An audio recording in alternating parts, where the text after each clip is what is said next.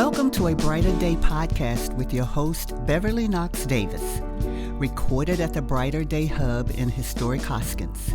This podcast shares stories of empowerment, resilience, and growth. At a Brighter Day Outreach, our vision is to create a thriving community where every youth, senior, and family in the Thomasboro, Hoskins, and Charlotte areas has secure placement and the potential to grow. Join us as we shine a light on the people and initiatives making brighter days a reality. Hello, everyone, and welcome to the A Brighter Day podcast. My name is Beverly Knox Davis, and I am the founder and president for A Brighter Day Outreach.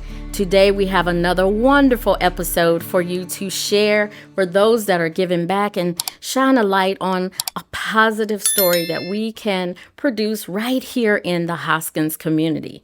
Today, we have Miss Tanika Nicholson. Hi. Oh, so good to have you. Thank you you for being here and being a part of all of our wonderfulness. We have truly been having a wonderful time doing this podcast and shining a light on things that are positive since there's so much negative in the world. So thank you so much for accepting our invitation Thank to you. be here. I'm very honored to be here and be a glad. part of the podcast. Okay. Thank you so much. Well, tell us about you. Share a little bit about your family, your background, your aspirations, and then we'll get to how you became a part of the A Brighter Day Outreach family. Thank you. My name is Tanika Nicholson. I'm 45 years old. I've been in Charlotte since 1999, 26 years. I'm the oldest of three on my mom's side, the oldest of two on my dad. I was born in Rockingham, North Carolina. I was raised in Jamaica, Queens, New York. I came to Charlotte in 1999 looking for another way of living out. New York wasn't the place for me. Didn't have a good support system there. But a lot of personal things happened at a young age that I needed another direction to live.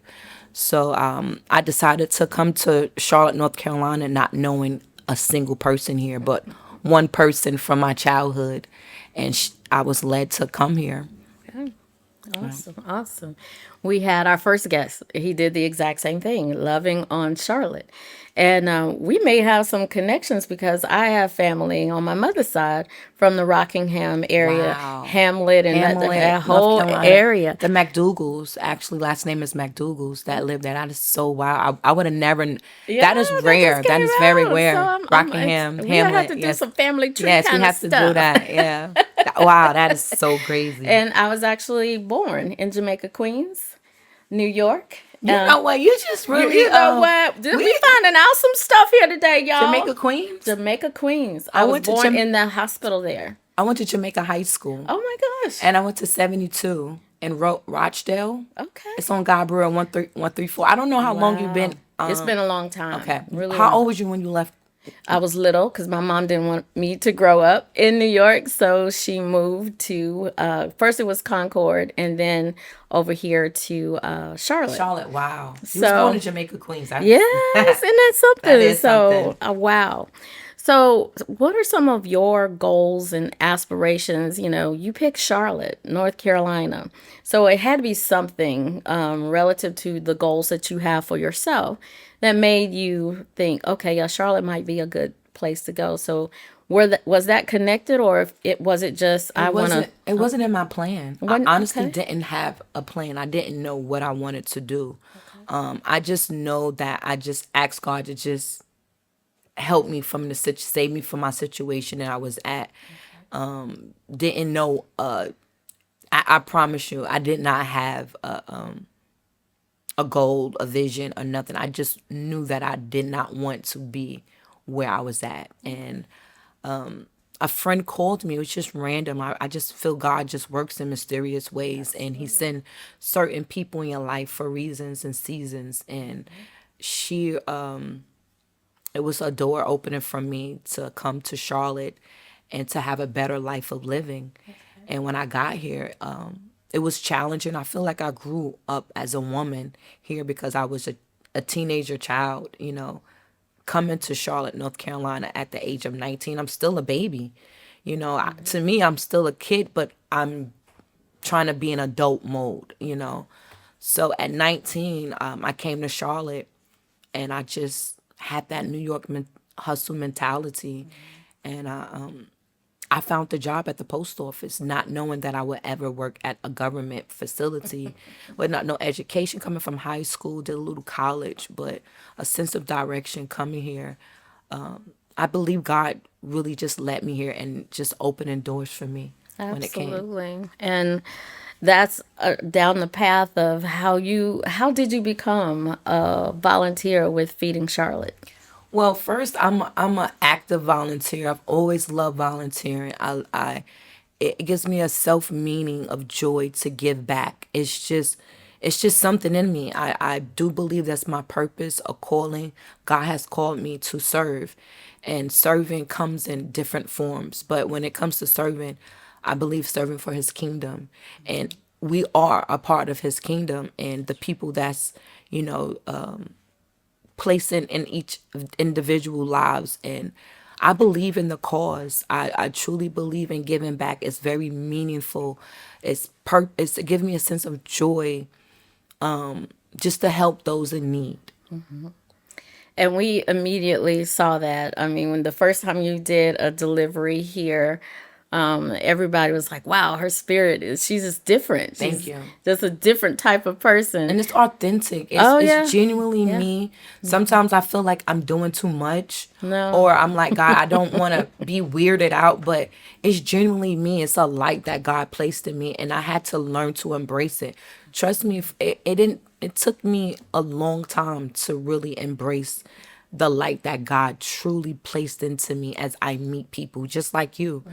You don't even know how you are a force of light also that inspired me to continue to work on my personal goal that I have, and that you do for the community, and how people come and just need food, because I believe that no one should be hungry. I believe that no one should absolutely be hungry.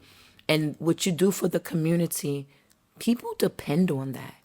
They really do. So you don't realize how you do a powerful impact on those that's around you. Well, I thank you. A lot of times it's a thankless role. But I get all of the thank yous and seeing the people smiling when they come and they leave with several bags in their hands. And, I get a chance to get a hug from somebody, or they come in and share a story and they're in tears, and we get an opportunity to have them smiling before they leave. And I noticed that about you. You were one of those people that would just embrace anybody that came through the door. I said, she's a people person, and I just really connected with that. So since you've been coming here and delivering for Feeding Charlotte, what has been your experience with those that you come in contact with here at the food pantry? My experience with when I first came, my experience was like, wow, I'm in a predominantly Black neighborhood. Mm-hmm. You have a food bank in a predominantly Black neighborhood that serves and help people. When I came, I was just amazed how you had the house, professionally looked, the food pantry in the back of the house, how it was decorated. There are staff was very engaging. They was very politeful. They had that positive attitude that I like. It wasn't like a forced feeling. It was genuine, and your mom just like amazing. And the other lady, and I met when I first came, I met a guy. I don't know if he was from New Jersey or. Oh yeah, Andre. I met Andre. He was I love his energy. Mm-hmm. And we just connected and talking about just like-minded things that, you do for the community. And I was just amazed by how you just professionally had it set up, the staff, and how everything was labeled, and the refrigerator, just everything about your organization just made me want to continue to be a part of whatever you're doing. Well, I do appreciate that a lot. I know one of the things we talked about is that you have a desire to have a nonprofit organization. Yes. And, we're all about encouragement around here. Many would, we're going to keep our secret sauce to ourselves. Well, that's not what we do around here. It's to help others to, gain the wings so that they can take off and soar, or, to help them along the way. I won't ever be a harborer of information or being able to share with others that have a like dream. This started for me 17 years ago. That's a blessing. And to be here now, we're going into our second year in the hub. The food pantry just opened in October of last year. So to be able to serve and to be able to embrace all of the different residents that come. And it's not just those from Hoskins and the Thomasboro area. They're coming from all over, everywhere. Yeah. So it's word of mouth. Like your food bank is a word of mouth to the community. Like you said, not just on, this is the west side. Yeah, not just the west side. It's from the east side, from the south side. Mm-hmm. It's not a lot of like food banks, because when you look at food banks, we're talking about the big food banks, yes. But local food banks that serves the community, I think that's amazing. It comes with dedication, hard work. It comes with a passion of no matter what your outcome of success is still going to be successful, no matter how you may think it is. I just think it's just a success all over. Well, I do appreciate that a lot. And then I spoke with a couple of residents that came when we opened up on Saturday because we had the overabundance, and we got rid of some of the ready-made items and breads and things like that. Okay.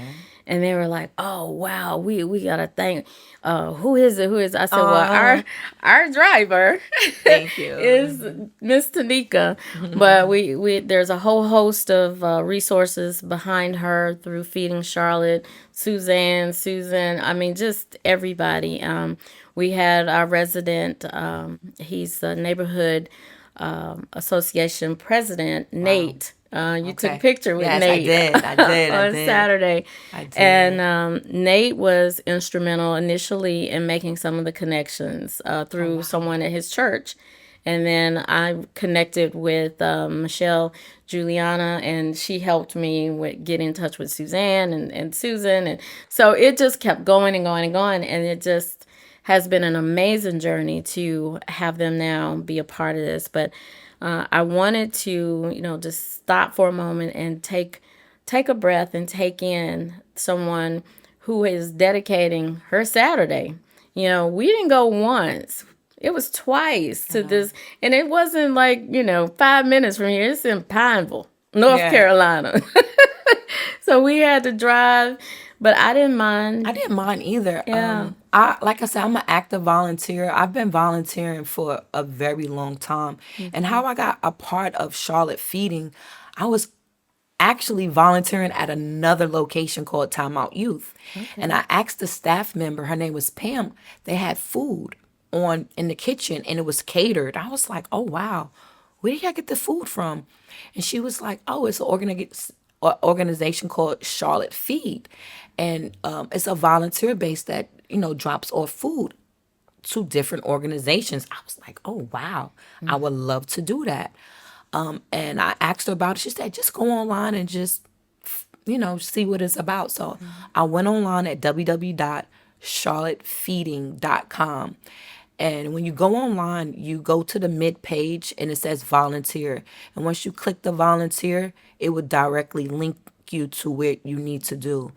And today makes 30 days since I've been volunteering at Charlotte Feed. So I just want to give a shout out to that. Month? It's just been a month. And I thank God for wow, for that, just being dedicated. I had a lot of free time in my hand.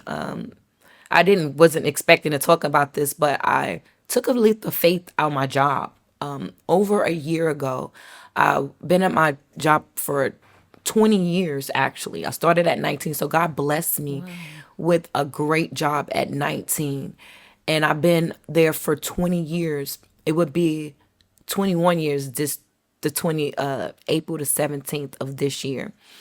Last year I stepped out because I just felt God was just moving in my life, not knowing that I was going through personal issues at work, dealing with discrimination and my mental really took a toll on me because I loved my job. I was blessed at a young age. God told me, it was prophesied, like, you got this job. So most people I don't like to go deep on it because a lot of people don't understand that mouthpiece when it comes from him. But I trusted that, and I stepped out on my job with no income. I haven't had income in over a year. I'm fighting actually for my benefits because it's a different type of claim that I put on. It wasn't like I got hit or dog bit me or I got in a car accident. It's my mental with stress. It was very stressful for me at work. And I said, God, I can't do this. I'm strong, Lord, but I can't do this. So I said, I'm trusting in you. And I'm going to put this on the job. And I'm just trusting and having faith. And one thing about trusting in God, it's not easy, but it's a great journey by doing it. But I'm glad that I did that because it taught me a lot of character, trusting in him, and knowing that everything was going to be okay. So I'm going off on faith. Okay. Just with no income, just opening my mouth and asking for help and being a part of my calling, and that is serving and launching my nonprofit organization, Second Chance That Living, for housing for women from 18 to 24, and focusing on those that tapped out of foster care for independent living, because we have so many women here that needs help, supportive help when it comes to housing and different programs. And me, from my personal experience of needing help and didn't know where to go to. So survival skills kicked in for me. And I didn't want to live in survival mode. So I'm just want to create an avenue in a safe place for young women to let them know they're not alone in this, and to have housing and program to them to build character, self-esteem, to want to have a belonging about themselves when it comes to job relating, grooming themselves, knowing that they're worth, knowing that somebody do care, and knowing that it's people out here that's willing to help as long as you're putting in a little bit of effort. And that goes a lot of ways. So I'm just thankful knowing that I'm walking into my purpose, and knowing that what my purpose is to serve and ministry, and just being peculiar with it. I love that. You actually are zooming me back to my level of obedience 17 years ago. You're like, okay, God, I got up at 3:00 in the morning and wrote out the complete plan, which didn't come to total fruition until just a couple years ago, which is this hub and a food pantry, just to have that one-stop shop that will touch everything that stems from a child. What is it that they need? And you need to have resources, which that our front room is full of resources on just about everything. And then our computer lab, mental health room, and then you have to feed people too. Yes. So we are touching every aspect, but also connecting with other organizations that are like-minded, like yours. Exactly. So I know in the future, through your organization, I know that word of mouth, you can refer someone to Second Chance at Living in the future. And I'm claiming that that's going to happen. I believe it. And with your help and with your background, with your education and what the things, because I don't really honestly know how to run a transitional house. I just know my vision and my plan, what I do, but I'm asking good people like me, that willing to help and not gatekeep, and knowing that my vision is different from your vision, but we're all on the same to help in those in need.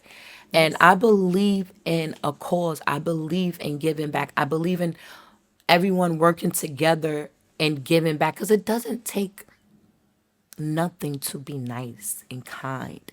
That's right. And showing up for someone, because you never know how that you could be on the opposite That's right. side. You At never the drop know of a when you dime. can be on the receiving end. And I've been there on the receiving end at a young age, not knowing what to do, where to go, even been homeless. Like, nobody would never think I've been homeless unless I've told my story, my testimony. But I thank God for my grandmother for instilling me. You never allow someone to show how you've been, what you're going through. You know, as far as your physical, you know. Says that Keeping saying. that saying. I don't look like what I've been through. There you go. So I thank God for instilling that in me from my grandmother and raising me, and with strict backgrounds, you know, bringings, not knowing how it was going to help me and build character later on in life, because, you know, I lacked a lot of things growing up. That's, you know, housing, home, an environment, nourishment, guidance. You know, I had to learn a lot of things on my own. And that's a lot of what we see with the youth in this area. So you are intertwining with everything that, you know, you may tell your story and be an encouragement to a young person. And I love working with youth. So because I understand. I try not to come in, and I'm really adamant, I don't judge, you know, because I know how it feels to be judged. Absolutely. I'm such an empath to where someone may not tell me, but I can feel it. Yes. I feel like God he gave me that gift to feel and to understand. So, and to let someone to know, like, I know what you're going through. You know, a word of encouragement can really get someone through the day. Showing up and saying, I'm here to support you. Tell me how I need to support you in a way that's beneficial for both of us, and not to enable you, but to help you to grow in a place of you can help someone else. I believe in good karma. You know, karma of teach one, each one teach one. Each one teach one. Yeah. Yeah. So, and on that note, I want to thank you for being here today. Thank you. You have been so inspirational. Just me listening to you and taking in what you have been saying here today. I know having you be affiliated with A Brighter Day Outreach is going to be a true blessing, and you are going to bless the community with whatever it is that you see fit to give in that moment. It's sharing your story or whatever you have. So thank you so much. Thank you. So here we are at the end of another amazing podcast. We want to thank today Miss Tanika Nicholson for being with us and for sharing. Also, please do not forget to follow us on all of the social media platforms, iHeartRadio, Facebook, Instagram, so on and so forth. Go to www.abrighterdayoutreach.org and you will see all of the information there, how you can volunteer, how you can give. We have a capital campaign going right now to pay off our hub. So please go and donate, and even if it's your time, we would love to have you here. Again, thank you all so much for tuning in, and have an amazing rest of your day. Thank you for tuning in to A Brighter Day podcast with Beverly Knox Davis. Together, we're working toward a community where everyone has the opportunity to grow and thrive. Don't forget to subscribe, share, and join us next time as we continue to inspire brighter days for all.